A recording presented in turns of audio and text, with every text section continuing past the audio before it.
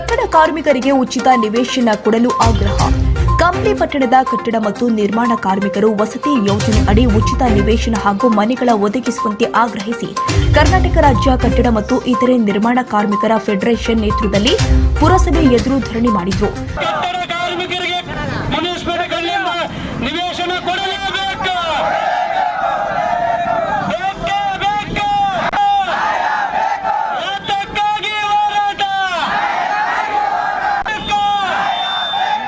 ತಾಲೂಕು ಅಧ್ಯಕ್ಷ ಹೊನ್ನೂರು ಸಾಬ್ ಮಾತನಾಡಿ, ಕಟ್ಟಡ ಕಾರ್ಮಿಕರು ವಸತಿ ಇಲ್ಲದೆ ತೊಂದರೆ ಅನುಭವಿಸುತ್ತಾ ಇದ್ದಾರೆ. ಸರ್ಕಾರ ತಕ್ಷಣವೇ ಉಚಿತ ನಿವೇಶನ ಕೊಡಬೇಕು ಅಂತ ಒತ್ತಾಯಿಸಿದರು. ಕಟ್ಟಡ ಕಾರ್ಮಿಕರಿಗೆ ಇವತ್ತಿನ ಬುಧವಾರದಂದು ಪುರಸಭೆ ಮುಂಭಾಗ ನಿವೇಶನ ಮತ್ತು ಮನೆ ಕೊಡಿ ಅಂತಂದೇಳಿ ನಮ್ಮ ಕಟ್ಟಡ ಕಾರ್ಮಿಕರಿಗೆ ಪ್ರತ್ಯೇಕ ನಿವೇಶನ ಕೊಡಬೇಕಂತೇಳಿ ಒಂದು ಹೋರಾಟವನ್ನು ಹಮ್ಮಿಕೊಳ್ಳಲಾಗಿದೆ. ಇದರ ಮುಖಾಂತರ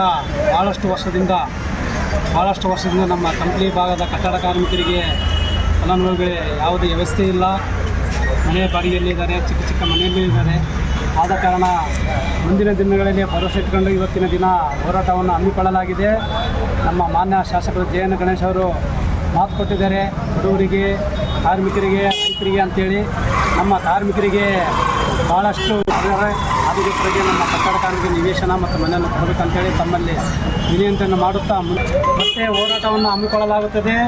ಇದು ನಮ್ಮ ಅಂತ್ಯ ಅಲ್ಲ, ಆರಂಭವನ್ನು ಅಂತ ತಿಳಿಸುತ್ತಾ ಹೋರಾಟದಲ್ಲಿ ಜಿಲ್ಲಾಧ್ಯಕ್ಷ ಸತ್ಯಬಾಬು ನೇತೃತ್ವ ವಹಿಸಿ ಕೆಂಪು ದುಂಡೆ ಜೊತೆ ಹೋರಾಟ ಮಾಡುತ್ತಾ ಇದ್ದೇವೆ, ಯಾವತ್ತೂ ರಾಜಿ ಆಗಲ್ಲ ಎಂದು ಸರ್ಕಾರದ ನಿರ್ಲಕ್ಷ್ಯವನ್ನ ಟೀಕೆ ಮಾಡಿದ್ರು. ದಯವಿಟ್ಟು ಅರ್ಥ ಮಾಡ್ಕೋಬೇಕು, ಇದು ಕೆಂಪು ಜೆಂಡೆ ಅಡಿಯಲ್ಲಿ ಆಗ್ತಿರುವಂತಹ ಹೋರಾಟ. ಈ ಕೆಂಪು ಜೆಂಡೆ ಯಾವತ್ತೂ ರಾಜಿ ಮಾಡ್ಕೊಳ್ಳಲ್ಲ ಬಂಧುಗಳೇ. ಇಡೀ ದೇಶದಲ್ಲಿ ರಾಜಿ ಮಾಡ್ಕೊಳ್ತಾ ಇಲ್ಲ. ಬಡವರ ಪರವಾಗಿ, ಕಾರ್ಮಿಕರ ಪರವಾಗಿ, ರೈತರ ಪರವಾಗಿ ನಿರಂತರವಾಗಿ ಹೋರಾಟ ಮಾಡ್ತಿರುವಂತಹ ಕೆಂಪು ಜೆಂಡದ ಅಡಿಯಲ್ಲಿ ತಾವು ಹೋರಾಟ ಮಾಡ್ತಾ ಇದ್ದೀರಿ. ನಮ್ಮ ಅಧಿಕಾರಿಗಳನ್ನ ಹೇಳಲಿಕ್ಕೆ ಇಷ್ಟಪಡ್ತಾ ಇದ್ದೀನಿ, ನಮ್ಮ ನ್ಯಾಯಕ್ಕಾಗಿ, ನ್ಯಾಯದ ಬೇಡಿಕೆಯಾಗಿ ಹೋರಾಟ ಮಾಡ್ತಾ ಇದ್ ಬಿಟ್ರೆ ಯಾರ್ದು ಆಸ್ತಿಯನ್ನ ಯಾರ್ದು ಕೇಳಲಿಕ್ಕೆ ಬರ್ತಾ ಇಲ್ಲ ಬಂಧುಗಳೇ. ಅರೆ, ಈ ದೇಶದಲ್ಲಿ ನಾವು ಕಾರ್ಮಿಕರ ಕೆಲಸ ಮಾಡ್ತಾ ಇದೀವಿ, ಕಾರ್ಮಿಕ ದುಡಿತಾ ಇದೀವಿ.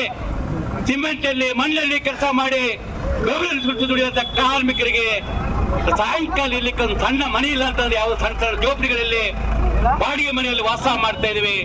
ಮತ್ತು ಪುರಸಭೆಗೆ ಸಾಕಷ್ಟು ಅನುದಾನ ಬರ್ತಾ ಇದೆ. ಈ ಭಾಗದ ಶಾಸಕರಿದ್ದಾರೆ, ಮತ್ತೆ ಅವ್ರಿಗೆ ಏನು ಕಾಣ್ತಾ ಇಲ್ವಾ?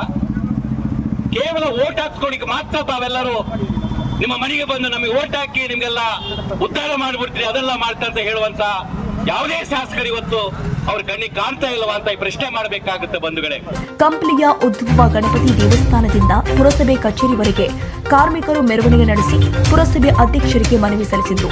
2015ರಲ್ಲಿಯೇ ವಸತಿ ಯೋಜನೆ ಅಡಿ ಮನೆ ನೀಡಬೇಕಾಗಿದ್ರು. ಇದುವರೆಗೆ ಪ್ರಗತಿ ಕಂಡು ಬಂದಿಲ್ಲ.